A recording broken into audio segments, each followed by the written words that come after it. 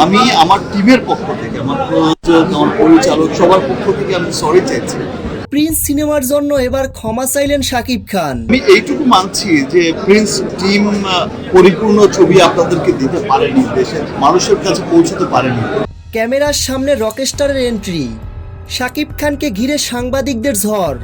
দীর্ঘ অপেক্ষার পর অবশেষে জমকালো আয়োজনে অনুষ্ঠিত হলো শাকিব খানের প্রিন্স সিনেমার প্রিমিয়ার। আর সেই প্রিমিয়ারের সবথেকে বড় চমক শাকিব খানের উপস্থিতি। যে আমরা চেষ্টা করেছি, দেখেন কি বলছে, টেকনিক্যাল সমস্যার কথা বলছে, সিজির কাজটার কথা বলছে, বা কালার, এটা তো সময়ের দরকার। একজন মেগা স্টার সুপারস্টারের কথা শুনলেই হৃদয়টা ভরে যায়। যেটাই শাকিব খানের কথাগুলো তার জলজন্ত বাস্তব উদাহরণ। শাকিব খানের এমন কথাগুলো শুনে সকল দর্শকদের হৃদয় ভরে গেল। মালয়েশিয়ায় রকস্টার সিনেমার প্রথম লটে শুটিং শেষ করে দেশে ফিরেই সরাসরি প্রিমিয়ার শোতে হাজির হন মেগা স্টার শাকিব খান। তো ভিউয়ার্স, শাকিব খানের কথাগুলো আপনাদের কাছে কেমন লেগেছে ভিডিও নিচে কমেন্ট করে জানিয়ে দিন।